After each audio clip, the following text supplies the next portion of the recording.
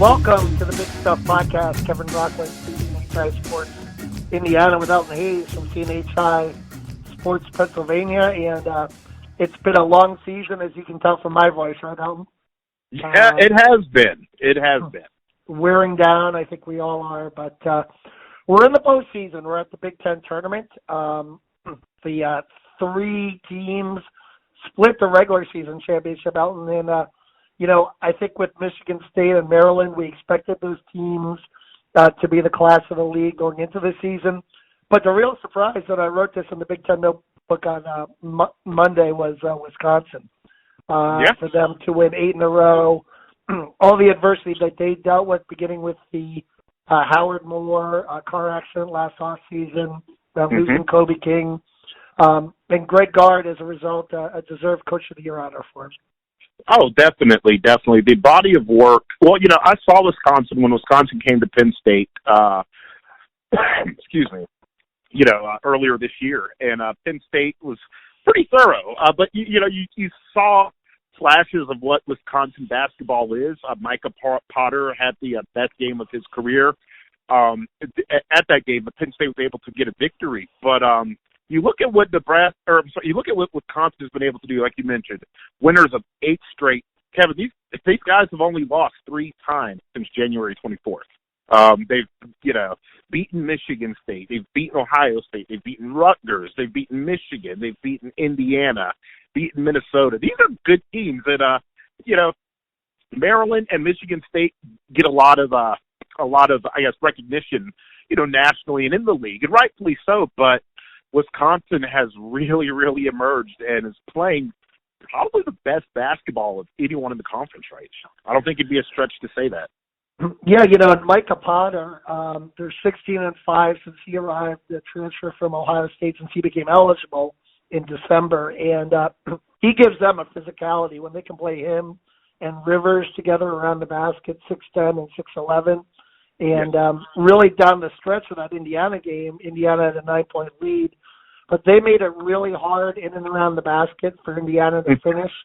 Indiana was 14 of 43 on 2-point shots, missed a lot of chippies around the rim, and Wisconsin's lights at the basket had something to do with it. And then Potter came up with a huge offensive rebound, which he kicked out to Brian Davison. Davison makes a 3-pointer to put Wisconsin up 54-51. So Micah Potter was really big down the stretch, and Rivers had a putback, too, late in that game as well. That was really big, put him up 58-54. So both their big guys really played well in that game. And, on the Indiana side, you kind of wondered, Potter had 4 fouls. Maybe they should have tried to go after him more. But Potter did a good job late in that game defending without fouling. Yeah, he did. He did. And that's the name to watch for next season. I know, he kind of came in late this year after transferring over, but he's a name that could emerge with the Kofi Coburns, the Trace Jackson Davises, as just powerful big men in the conference next year. No question. And running down some of the other postseason awards, we mentioned Greg Gard, and we actually put up a poll, the day before, and Gard he won it. Ran away with it. He had 49% of the vote. But Steve Peichel had about 23%, and Pat Chambers at Penn State had about 24%. I think, Penn State's downturn maybe late in the season had something to do with Chambers losing momentum and Gard gaining momentum for that award. But Steve Peichel, he's going to have Rutgers in the NCAA tournament for the first time since 1991. And, they got that huge road win against Purdue on their resume. I think they're all but set. So certainly he's another guy that's done a tremendous job in this league. He has, and I still don't think he gets enough credit. 20-11 right now, 5th in the Big Ten, to conclude the regular season. And, we all know about Rutgers' sterling record at home. And they showed they could get it done, though, with the overtime victory against Purdue on Saturday, 71-68. Beat Maryland before that, 78-67 at home. And Rutgers is another one of those teams. They've got really good play out of Giovanni Baker, Ron Harper Jr. It's a very well-rounded, well-coached team that has shown it can hang with anyone in this conference. That's a team to watch for in the tournament. Yeah, the only problem is they opened up with Michigan. Michigan has beaten them twice. Yeah, that does not one of those in Madison Square. Yeah, that does not seem to be a good matchup for whatever reason for Rutgers. So certainly the draw wasn't necessarily kind to them. Getting back to the individual honors, Kofi Coburn edges out Trace Jackson Davis for Freshman of the Year. Both had similar numbers. I listened to Archie Miller's radio show last night, and Archie made the argument that he felt Trace was deserving because of the fact that Coburn, while he had a great year, had Ayo Dosunmu beside him and a first-team all-conference player, whereas Trace had to take on more of the shoulder, more of the scoring load by himself, and be more productive. I mean, Trace finished the year with 11 double-doubles, and Indiana was 10-1 in those games. But he's dealing with a little bit of a foot sprain, too. He's a little hobbled right now, but certainly you could have made the argument for either one for Freshman of the Year. No, definitely. And I think Coach Miller brings up a good point. Not to take anything away from Coburn. I mean, I've seen Coburn play this year. He's a beast. But he also had Ayo Dosunmu as his, the Batman to his Robin, who was just incredible talent. And when you have, two players like that at the court at the same time, makes it a little bit easier. Whereas Trace Jackson Davis is doing a lot of the heavy lifting himself. So I think there's something to be said for Trace Jackson Davis's dominance this year with kind of, being the lone wolf in that spot for Indiana. Yeah, the other postseason awards, really no surprise. Luka Garza, Player of the Year from Iowa. He was tremendous. Well-deserved. Averaged nearly a double-double.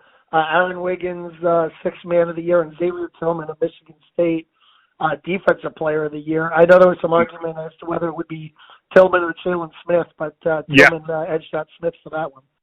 Yeah, and so I was kind of surprised to see that. Well, I wasn't surprised. I mean, I could have gone either way.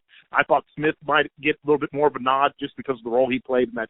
But you got to wonder, Maryland, while it claimed a third of the Big Ten the Big Ten regular season championship, Maryland hadn't really played its best basketball heading into the last few games of the season. I wonder if that had anything to do with it.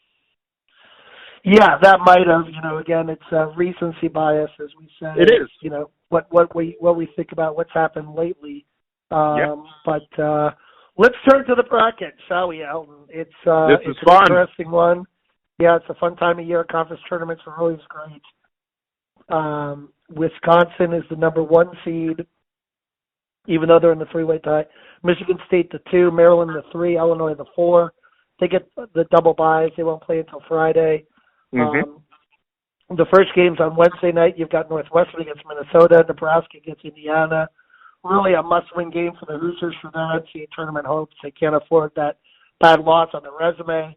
And now reports out of Nebraska that both Cam Mack and Deshaun Burke will be suspended, won't be playing in that game. So I think that sets up, obviously pretty well for Indiana. But Thursday should be a fascinating day. Michigan against Rutgers. Iowa will get the Northwestern Minnesota winner. Purdue versus Ohio State will be a really good game. And then Penn State versus the Nebraska-Indiana winner will probably presume Indiana. I think that'll be a really nice day of basketball. And we'll get Act 3 of this season's series between these two teams. They split it. Penn State won one at the Bryce Gordon Center. Indiana won one in Bloomington, for the second game of the season. So if you're Penn State, with the way things are playing right now, Penn State has lost 5 of its last 6 games, and its most recent occurring on Saturday to a previously 7-win Northwestern team, which was kind of surprising. Actually, not kind of, but very surprising. But Penn State has some work to do. Watching them play at home the last few games, Lamar Stevens, we all know he's the conduit that drives that team. So they'll just be very weary, very haggard. And Pat Chambers yesterday said he didn't want to kind of mention that when asked about it after the Michigan State loss because he didn't want it to appear like he was giving any excuses. But he said, Lamar was weary. Lamar was a little tired. He said, I don't know if this is coach speak or not. He says that he feels more strong. He feels stronger now.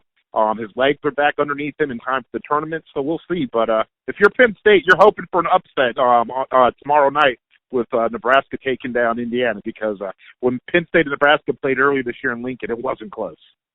Yeah, so that would certainly set up better for them, but we'll see how things unfold on Thursday. As for a prediction, I'm going to go with Michigan State. I like the way they're playing right now. I think they're playing with a lot more confidence. They're starting to come together. I think we all thought that they were going to be the class of the league in the beginning of the season. They come in here as a 2 seed. They might have a really tough first game with Ohio State if they beat Purdue, but they did just beat Ohio State last week. I think they'll have some confidence, and I think they're going to pull through, and I think they're going to win this. What do you think, Elton? All right, I got 2 picks here. I have 2 picks. I have my common sense. You've seen a lot of basketball this year, and then I have my sleeper team. I'm going to go with Maryland. I think that win, which was the first Big Ten title of any kind for Maryland since joining the Big Ten, really reinvigorated this team. I think also losing those games, 2 of their last 4 to close out the regular season, and kind of, what they don't want to say, they got that bad taste out of their mouth. They realized, what they have to do to put together 2 halves of good basketball. I think Maryland will win the tournament. My sleeper team, Kevin, you ready for this one? Sure. In Illinois. I'm going with Illinois. The Fighting Illini, certainly they've played very well. Kofi Kober and Kasumnu, there's a lot to like there, and they do have the double bye. So my sleeper team, I'll go with Iowa. I'll go the other way. I'll go with a third team. I'll go with Luka Garza and Fernand McCaffrey, and they're a team that can score a lot of points. And I think in a game like this, the tournament like this, you ride your hot hand. So I think they're a team that could surprise and maybe even make the finals on Sunday. That's a good pick. All righty. Well, coming up, we're going to break down the bracket further with Shon Morris from the Big Ten Network. For the Big Stuff Podcast, this is Kevin Brockway with Elton Hayes.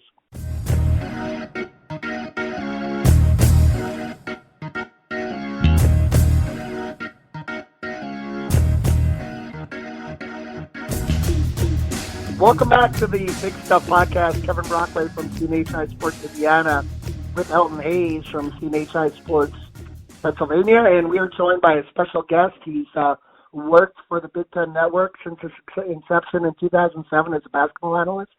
Also a former player at Northwestern, 1,000-point scorer. So he brings tremendous insight to the league and really does a great job on the broadcast that I've listened to throughout the season. Shon Morris. Shon, pleasure to have you on. Thanks for having me. Thanks for joining us, Shon. You got it. Shon, first, before we get into the bracket, we put out a poll for Big Ten Coach of the Year right now. Greg Gard is leading from Wisconsin over Steve Peichel and Pat Chambers. What are your thoughts? Who would you vote for? Well, I actually did have a vote. I went back and forth on it. There's a few other names you could throw in among those 3 as well. The job that Brad Underwood has done at Illinois, even the job Fran McCaffrey did, kind of keeping that team together when they lost a bunch of folks. Ultimately, I cast my vote for Steve Peichel. That's not a reflection negatively on any of the other guys. That was easily the most difficult selection that I had to make. But the reason I went with Steve Peichel was he took over a situation, just about 4 years ago that there's no other word for it. It was hopeless, just hopeless. And what they've been able to accomplish, and I think people also kind of tend to forget because, we have recency bias. Before the beginning of the year, their leading returning scorer and rebounder, Eugene Omoruyi, left. And that was certainly that would be a big impactful thing for any program, but especially for one that's trying to kind of get their feet under them. And, there's so many guys that have just done a tremendous job, and I would certainly tip my hat to Greg Gard as well, holding everything together with some of the nonsense he's had to deal with. But ultimately I voted for Steve Peichel. Yeah, and, certainly a deserving choice, what they did at Rutgers. And, they finally got that big road win at Purdue as well, which was something that, maybe they had been lacking on their resume, but to go into Mackey Arena, tough place to play. What does that say about Rutgers maybe and their momentum heading into the Big Ten tournament? You could see, guys, that it was a real, kind of load off their shoulders to get that road win. A week earlier, they had let one slip away after they dug out of a deep hole at Penn State. They came from 21 down and they were up. And to end up losing that game after they fought so hard to come back, that could be demoralizing. Then they followed up and they beat a very good Maryland team who ended up getting a share of the conference title. And to go into Mackey Arena under any circumstances, but especially on senior day, that was just a tremendous environment. And to hold on and find a way to win that ball game was just really an impressive thing. And you could see that those guys were playing with a great deal of confidence. But when that horn went off, there was exuberance, but there also was kind of a sense of relief. Okay, the way you get people to stop talking about what you haven't done is to do it. And they got a really good quality road win. Hey, Shon, Elton Hayes here. I cover Penn State sports for CNHI Pennsylvania. As I'm sure you are locked in on the game on Saturday, Northwestern got its biggest win of the season, and upsetting Penn State by 11 points there. Good way to close out the regular season, and although they're not going to be going to the NCAA tournament, just good momentum and a good chip to build on for next season.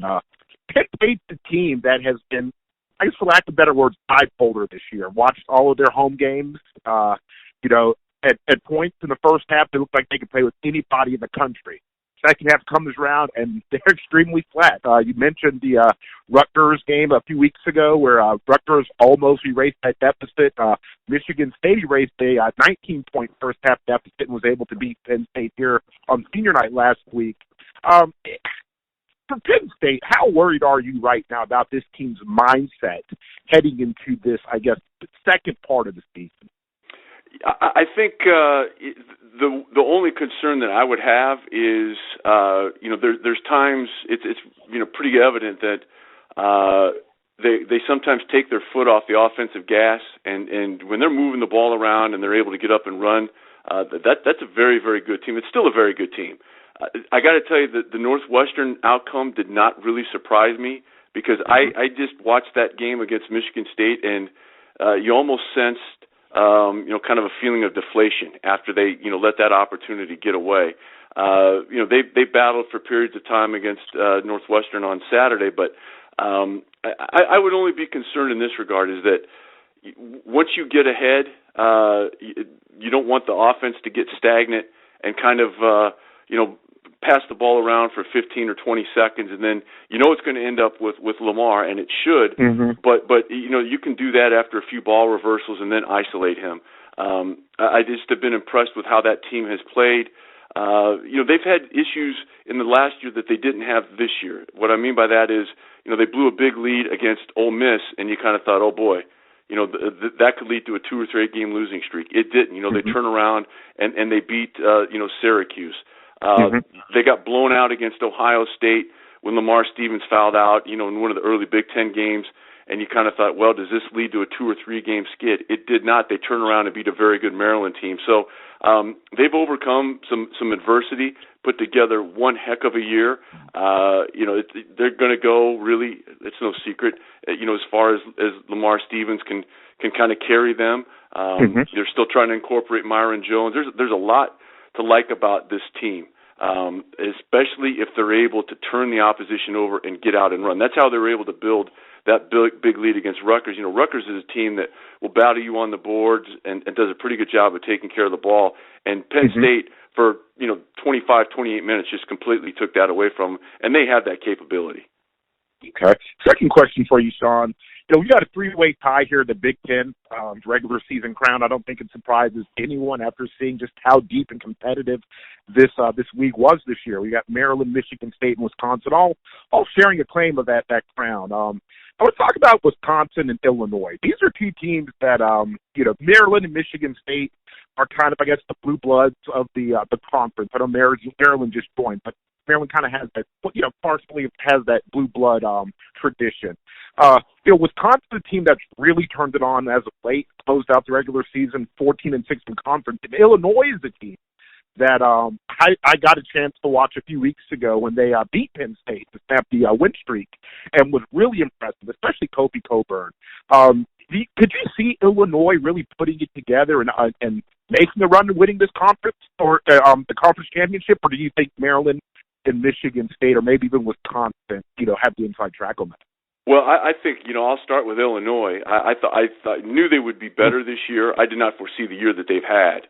And, last Thursday I was on, one of the shows at the network, and, they asked me who, would be a potential quote-unquote dark horse team to win the Big Ten tournament, and I said Illinois. And I saw their game, their season finale against Iowa, which was, to say it was intense would be an understatement. and the way that they defend and rebound is going to always give them a chance, especially in a neutral site, situation like the tournament in Indianapolis. And then you've got a guy in DeSumo who I put on my first team all-conference ballot, and he delivers in the clutch offensively. But I think the thing that sets him apart is when there's a loose ball on the floor, you may see four guys bending at the waist reaching for it. But when your best player goes down and digs out and gets a possession like he did against Iowa last night, I think that gives you a little bit of an extra juice regardless of who you're playing. And you throw in the development of Kofi Cockburn. I don't think that's a team anybody in the conference wants to play, and certainly once you get into the NCAA tournament, no one's going to want to face them because of how they guard and how they rebound and can get up and down the floor. And Wisconsin, what they have been able to accomplish, I think they've won, 8 in a row now? Getting Micah Potter eligible at the end of at the beginning of the second semester, and getting him incorporated and playing him at times on the floor with Reavers has really been an interesting development for them, because that's not something they were able to do early. They've been able to overcome some of the off-the-court distractions that came their way, and that season could have gone one of two ways. It could have gone completely in the sink, or they could have, kind of rallied around and said, look, this is how we're going. We're playing with who's here. They chose the latter, and they spaced the floor so well. They're leading the conference in made threes. That's not by accident, because, they dribble drive, and you've got a guy, and Potter especially, he won the game at Penn State for him. And, he did. Yes, he did. And Reavers, both of them can, pull a big guy out in a way, and they're just, they handle the ball, they make their free throws, and if you beat Wisconsin, you've beaten them. They're not going to do anything to help you. Yes. Yes, Shon, it's interesting because I saw Potter, was a huge factor in the Indiana game on Saturday as well, came up with a huge offensive rebound and kick out to Davison for a 3 down the stretch. For the Hoosiers this week, I kind of wrote this last night. I thought the draw, believe it or not, played out well for them, but they've traditionally struggled in the Big Ten tournament. Just your thoughts on Indiana, and obviously, a must-win on Wednesday against Nebraska to avoid a bad loss on the resume. But after that, you have a Penn State team that, as we've alluded to, is struggling a little bit. Yeah, Indiana's kind of a funny team. They've got a guy in Trace Jackson Davis who I really like. In any other year, he's probably a slam dunk, no pun intended, freshman of the year. But with Cockburn and the impact he's had, that'll be interesting to see how that kind of plays out. So much of what Indiana is going to be able to accomplish. First of all, they cannot, obviously, you can't lose to Nebraska. I mean, that they just have to make sure they survive that game and just get it behind them, and then follow up with their next opponent, because that one could really hurt them. Especially the way that they've kind of played over the stretch. I think that will not be a problem. I think they'll win that game.